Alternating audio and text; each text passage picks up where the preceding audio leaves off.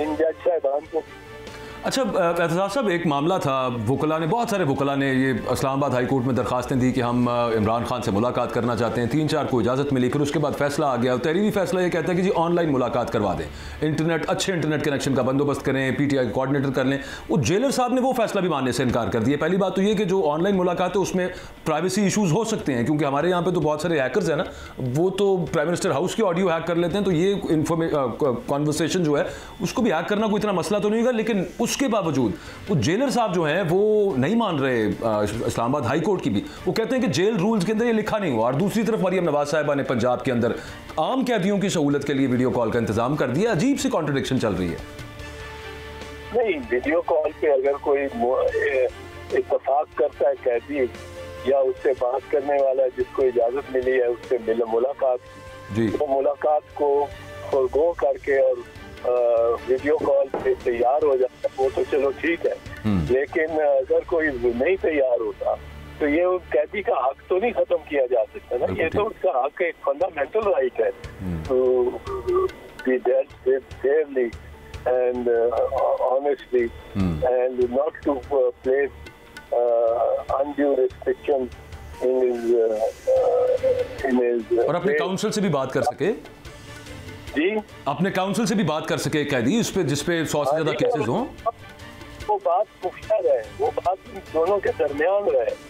ये इन्होंने वैसे भी बड़े जेल को बंद किया हुआ है और किया होता है। हजारा तो बड़ा पुराना बंद हुआ हुआ है।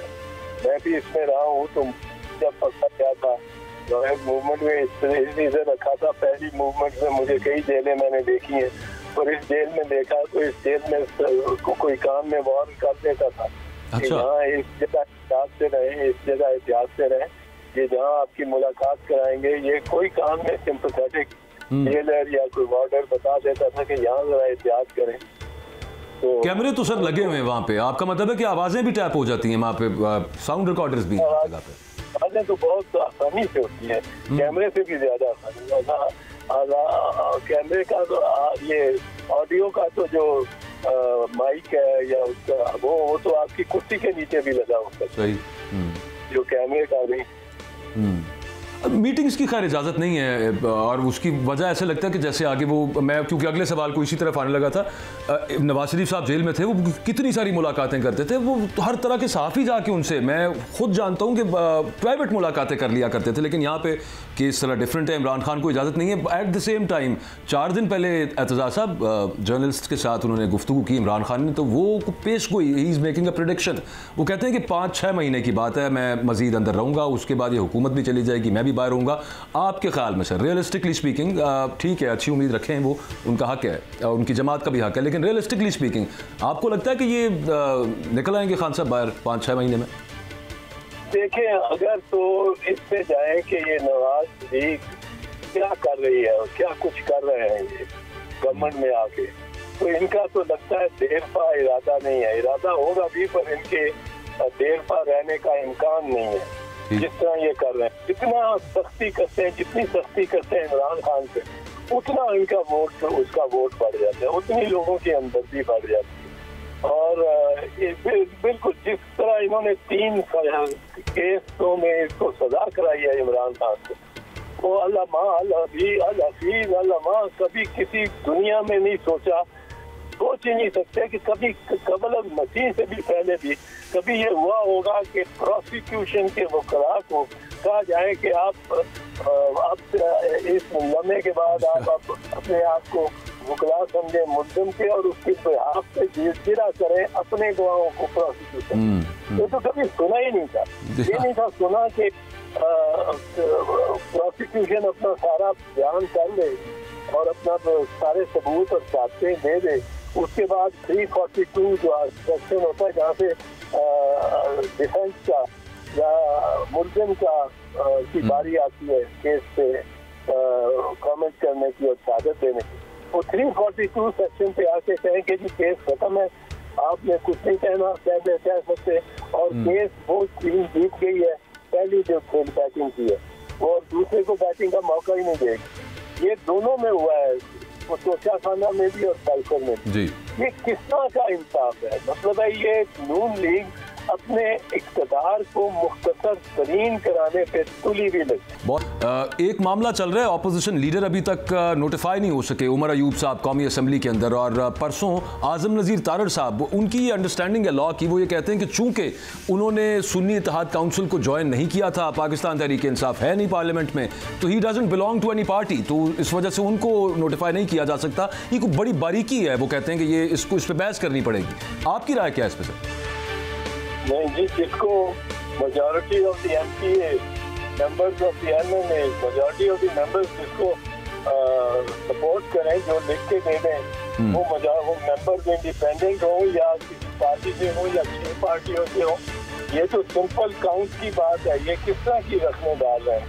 क्यों पार्लियामेंट का एक मिजाज और माहौल खराब कर रहे हैं ये आज़म नज़ीर तारड़ साहब?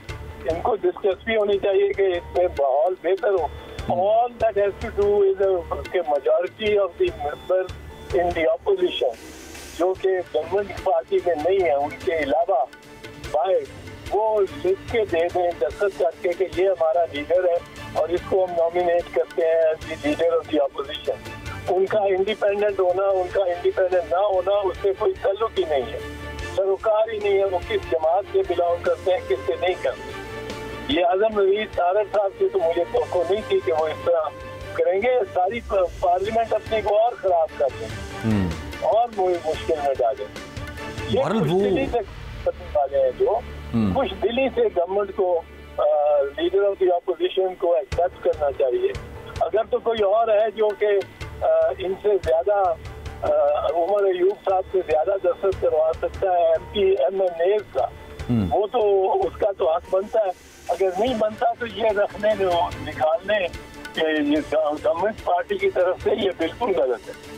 अच्छा, सेकेंडली सर, मिलिट्री कोर्ट्स के हवाले से वो जो डिसीजन आया था सुप्रीम कोर्ट का, अब उसमें इंट्रा कोर्ट अपील के अंदर नया बेंच बन गया है और सब जूनियर जजेस हैं। वो 5 मेंबर बेंच था, ये 6 मेंबर बेंच है और सीनियर जजेस में भी कोई नहीं।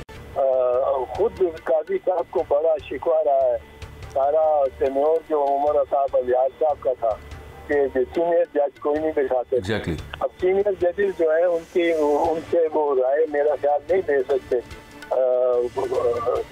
इनके हक में, फौजी अदालतों के हक में। फौजी अदालतों के खिलाफ जो फैसले लिखा गया है 5 जजेस ने, वो बड़ा ही एक दीरक और सही फैसला है। बड़ा साहिब कवानीन ने लिखा हुआ है और बहुत ही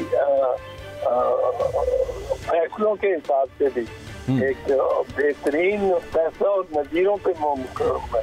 यहाँ तक के फौजी अदालतों के खिलाफ और इनके कलअदम होने का हमारे आइन के तहत खुद फैसला चीफ जस्टिस काजी फैज का अपना फैसला है, अपना बिल्कुल फैसला। है। 2015 में वो रावलपिंडी बार एसोसिएशन के केस में इनका अपना फैसला है कि ये तो फरमाते हैं कि अगर आप आइन की तरमीम भी कर लें तो फिर भी आप नहीं इनको जायज करार दे सकते। अच्छा, हम ये यहाँ इनके सामने मौक़िफ़ जो पेश किया गया था कि आइन की तरमीम के बगैर ये नहीं हो सकता। बिल्कुल बिल्कुल। लेकिन इन्होंने, इनका तो अपना फैसला था कि आइन की तरमीम भी कर लें तो ये अदालत नहीं है, फौजी अदालत नहीं है।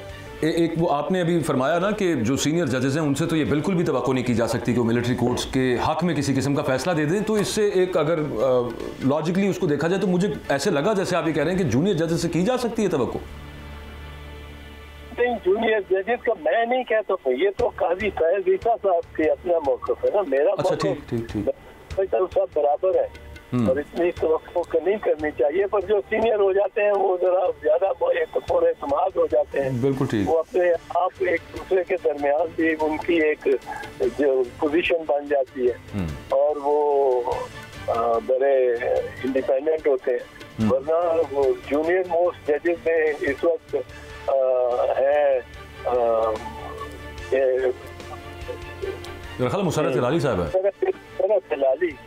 मुसर्रत हिलाली साहबा ने इस केस में फौजी अदालतों के खिलाफ फैसला दिया तो 5 का यूनानिमस फैसले में थे। अब वो सेकंड मोस्ट जूनियर जज है उस तरह देखा जाए, पर उनके बड़ी आजादाना फैसला था, एक कबीले का फैसला था और अब यही पता लगेगा कि कॉर्नेलियस का कबीला कौन सा है और जस्टिस मुनीर का कौन सा है। और जस्टिस मुनीर और कॉर्नेलियस दोनों आफ्टर ऑल फेडरल कोर्ट और सुप्रीम कोर्ट के जजेस थे, चीफ जस्टिस रहे थे। तो एक की नजीर देना या दूसरे की नजीर देना ये बिल्कुल जायज है कि एक की सोच कैसी थी, दूसरे की सोच कैसी थी। और यही इसी मेयार पे अब लोग जज करेंगे